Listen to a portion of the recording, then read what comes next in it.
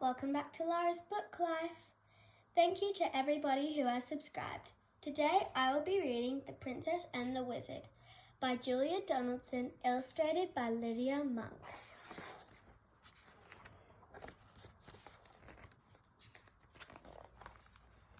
It was Princess Eliza's birthday. She was just blowing out the 7 candles on her cake when a wicked wizard flew down the chimney and into the room. "Why didn't you invite me to your party?" he thundered. "Because wicked wizards like turning people to stone," replied Princess Eliza. "So they do," said the wizard, and with a flick of his bony fingers, he turned the king, the queen, and all the party guests into stone. Then he laughed a horrible laugh and said to Princess Eliza, "Ha ha ha ha ha! They like capturing princesses too."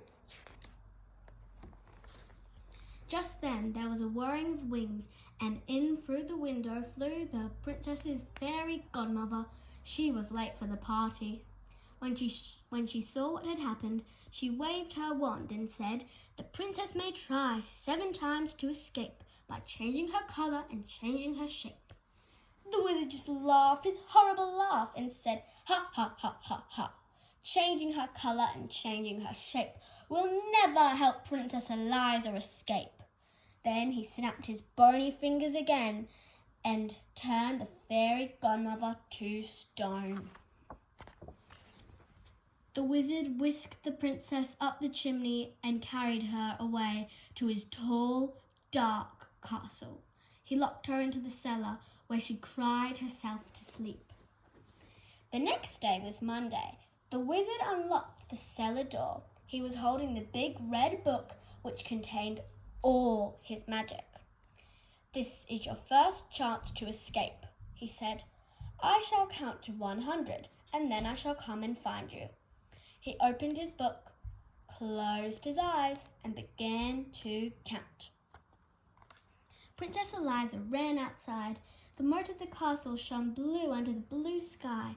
She jumped into the water and turned herself into a blue fish. 98, 99, 100. The wizard opened his eyes, looked in his magic book, and read, "To find where Eliza is hiding from you, look in the moat for the fish that is blue." He fished Eliza out of the moat and took her to his kitchen, which was full of blue plates and pots and pans.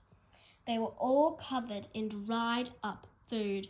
"So you like blue, do you?" he said. "Then set to work and wash." And he locked her in. On Tuesday morning, the wizard unlocked the kitchen door. He looked at the clean plates and pots and pans, and he grunted. "Chance number 2, he said. Then he opened his book, closed his eyes, and began to count. Princess Eliza ran to the farmyard. She turned herself into a yellow chick and hid in some straw. But the wizard read in his book, "The straw in the farmyard is yellow and thick. Princess Eliza is disguised as a chick." He scooped Eliza up and took her to a cupboard which was full of yellow socks. They all had holes in them, made by his pointy toenails.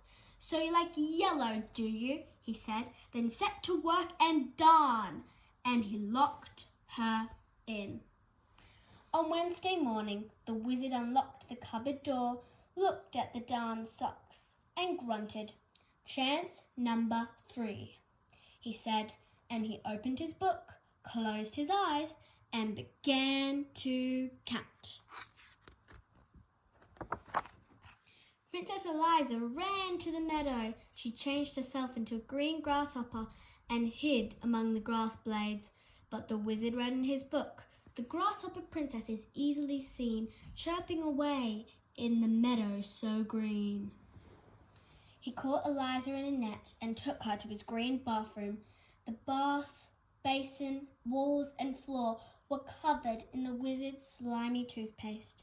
"So you like green, do you?" he said. "Then set to work and wipe." And he locked her in. 3 more days went by. Each day the princess tried to escape. On Thursday, she turned herself into an orange fox and hid in a pile of orange leaves. On Friday, she turned herself into a purple butterfly and fluttered among some purple flowers. On Saturday, she turned herself into a black cat and lurked in a black tunnel. But each time the wizard found her and gave her yet more work to do. On Sunday morning, the wizard came onto the roof where Eliza had been scrubbing the sooty chimney pots. Instead of grunting, he laughed his horrible laugh. "Ha ha ha ha ha! This is your last chance," he said. "If I catch you this time, you must stay and work for me for the rest of your life." Then he opened his book, closed his eyes, and began to count. Uh-oh, can Princess Eliza escape this one? Will the wizard find her? We don't know. Princess Eliza turned herself into a white gull and flew up into a cloud. But as she hovered above the roof where the wizard was still counting, she saw words forming on the page of his open book. "So that's how he finds me," she cried. "I shall never escape." Then she had an idea. She turned herself into a page of the wizard's book, a perfectly blank white page with no writing on it. Do you think you know what she's gonna do? 98, 99, 100. The wizard finished counting and began to read his book. The princess turned into a bird in the sky. She hid in a cloud, then she had one more try. That was the end of the page. The wizard turned over to read more, but there was no more. The next page in his book was blank and white. He flew into a rage. "You stupid book!" he shouted, and he hurled it into the moat. The book landed with a splash and sank to the bottom. All the wizard's magic was gone. At that moment in the palace, the king and queen and all the party guests came back to life. "Where is Princess Eliza?" they asked each other. Nobody knew except the fairy godmother, and she only smiled and said nothing. Princess Eliza had turned herself from a white page into a blue fish and was swimming to the edge of the moat. She turned herself into a yellow chick and ran across the corn in the farmyard. She turned herself into a green grasshopper and hopped over the grass. She turned herself into an orange fox and raced through the orange leaves. She turned herself into a purple butterfly and fluttered over the purple flowers. She turned herself into a black cat and streaked through the black tunnel. Then she turned herself into a white bird and flew all the way back to the palace and in through the window. She perched on a chair at the tea table and changed herself back into a princess. The king and queen and all the party guests hugged her. And that is almost the end.